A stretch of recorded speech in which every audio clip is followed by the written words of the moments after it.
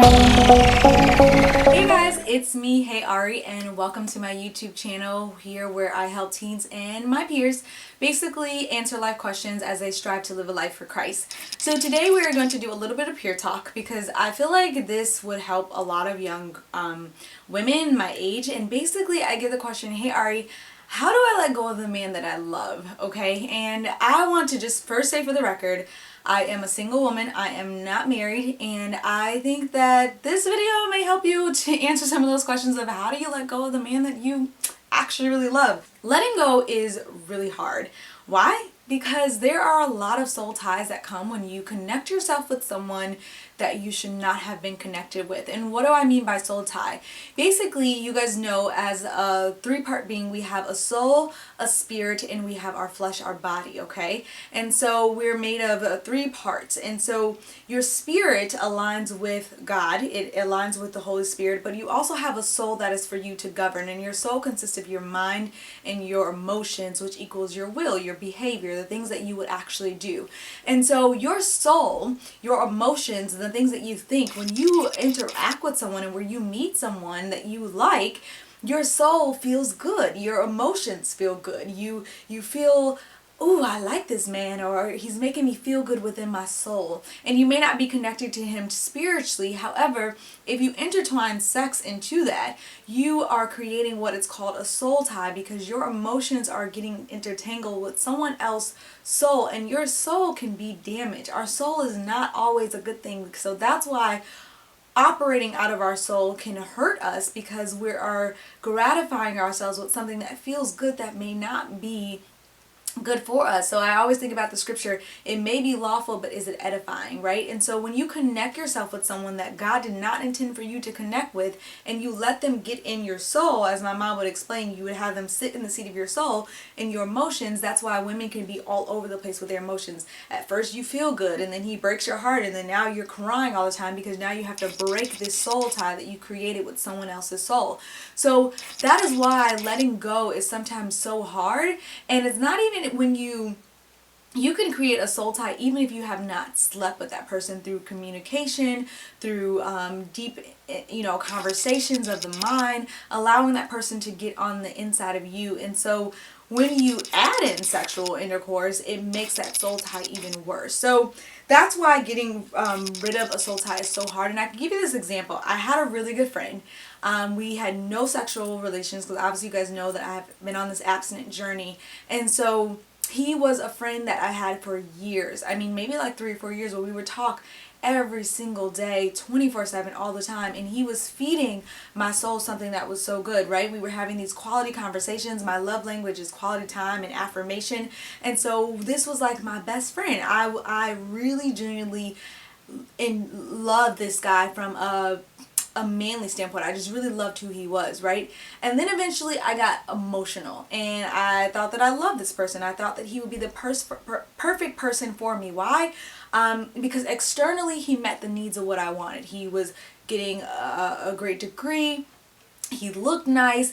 Any person that met this gentleman would be like, Ariel, he is perfect for you. He is perfect for anybody. If you guys see people in the media, you're like, oh yeah, that man, he's single. He'd be perfect for me. He'd be good on my arm. He looks good, right? He was meeting all these needs externally. But I like to say that as women and as Christians, sometimes we like to pray this prayer where we say, God, he is so perfect. But only if he could have more of you spiritually. Only if he can pray with you more. Only if he can understand your word more. I mean, he's so perfect, but I just want him to have more of you. And I don't know if you've ever prayed this prayer before when it comes to men that are in your life. But if you have to pray that prayer, that means that that person is connected with you in a soul way, but you guys are not connected spiritually, because you should never have to pray the prayer to say, God, only if he had more of you, he'd be perfect, right? And then you're still trying to hold on to him because you're like, God, just transform him a little bit more and he'll be good for me. So I used to say this prayer, and so sometimes that's where we mess up, right? If you say in that prayer, that means you are pretty much in a messed up situation where that person may not be exactly who you desire for them to be at this person to meet your needs. And so Why did I have to let go of this man that I love so much? Because I knew that he was meeting me in a slow way, but he was not the partner or the person that God had for me. Although he met those needs externally, he was not meeting me spiritually. And I knew in the back of my mind that he was not the person for me. And so a lot of guys like to say, well, why are women so crazy? You know, women, we go crazy because you know that in the back of your mind that that person is not the one for you, and you're trying to do all that you can to hold on to it, even though that you know that you need to let it go. And that's how women get crazy, because you know that that is not for you, yet you're trying all that you can to keep it, and it's driving you crazy because he's not participating with what you want, and you're hoping that he changes, right? So one thing that I just want to say when it comes to how do you let people go, there's two things. I want you to really figure out what do you need for you when it comes to letting go of the man that you love, okay? Watching other people's story is not going to help you in your life. You as a woman, I want to challenge you to say, what do I want in my marriage? What do I want in the man that God has for me? What do I desire? What do I need? And who am I as a woman? What can I even bring to the table? Because I feel like as a lot of Christian women, we like to watch other people's story. We like to see other people's marriage, and we like to say, I want that. I want that. Or this is, man, God, just send me somebody that's going to come just like that. But their story is not yours. And so you can't keep watching other people's stories.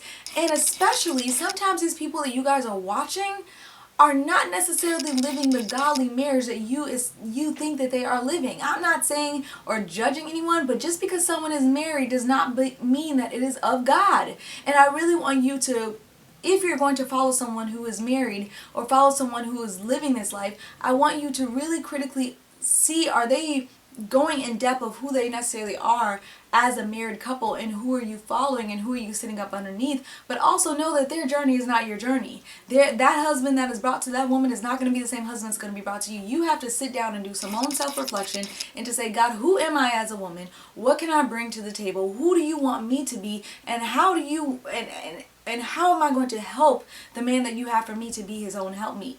And if you can't answer those questions of who you are as a woman, and also what do you desire from a man, then God can't, you won't even be able to open up your eyes to see what God necessarily has for you. So I do want to let you know that you have to stop watching other people. And this is big for my millennials, because I feel like sometimes millennials, you discredit the knowledge of what other people are giving if they're not married and you don't see a ring on their finger.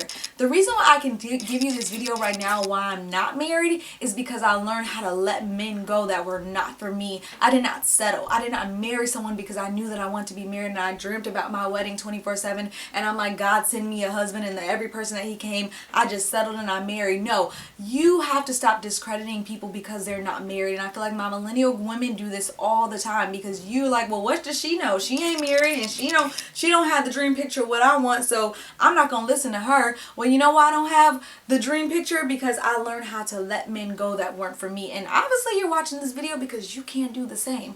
So I want you to know, as my millennials, stop discrediting people because they're single. Stop discrediting people because they don't have the dream picture. I know we try to look at things from a further standpoint, but sometimes you can learn from your peers who are doing things that you don't have the strength yet enough to do. You have to stop settling, okay? One thing that I did not do with my friend is that I did not settle, okay? God cannot give you what you want and what you desire, or what he know is good for you, if you settle. Because you are not going to blame God for you getting into the bullcrap situations that you get into. You're not going to say, well, God, you told me he was my husband. No, you make the choice of that person being your husband. So you also make the choice of that person not being your husband. So I definitely want you to know that it is not okay to settle. I know you're getting older. I know 30 may be kicking in soon. I know you're thinking about when you're going to have your first baby, but settling is not going to get you anywhere. You have to know how to walk away, and not just walk away from someone that you love. Walk away knowing that he is not the man for you, but you still pray for him because he is a soul. You still pray that God is going to use him how he wants you to do. You know what? You pray for him so much that you pray for the woman that he's going to meet. You pray for that woman that he's going to marry, even if it isn't you. If you really want to know how to let go of a man that you love, you pray for him and you pray for his future wife, because you know about him. Obviously, you have been friends with him, and even though he's not for you, doesn't mean you just let him go and be like, he just ain't for me, God, and I don't want to deal with him no more. No, you still pray for him. I have prayed for many women that are now in relationships or married to the men that I have been friends with. I pray for them. I pray for their marriage. I pray for their strength. I pray for a purpose for their life. And I want you to necessarily do the same. That's how you let go of somebody that you love, because you love on them so much that you continue to pray for them. And you continue to pray for the people that they're going to meet and the people that are going to be brought into their life. So I definitely want you to be able to do that. Last but not least, I definitely want you to know that just because you let go of what God had for you, and that you let go of people that you actually really love, He is going to send someone else. And as you grow and as you learn, you're going to learn through those experiences.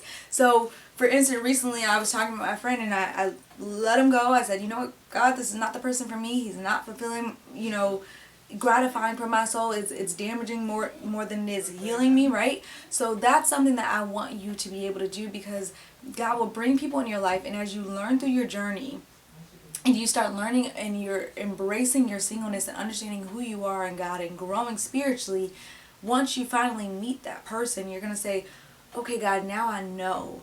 Now I have a clearer view. I have a clearer vision of what you're trying to say, because you took that time to take that self-reflection, and you have learned how to be single for a purpose and not single out of bitterness. Because being single and sitting around and sulking and saying, man, God, why everybody get married and I ain't?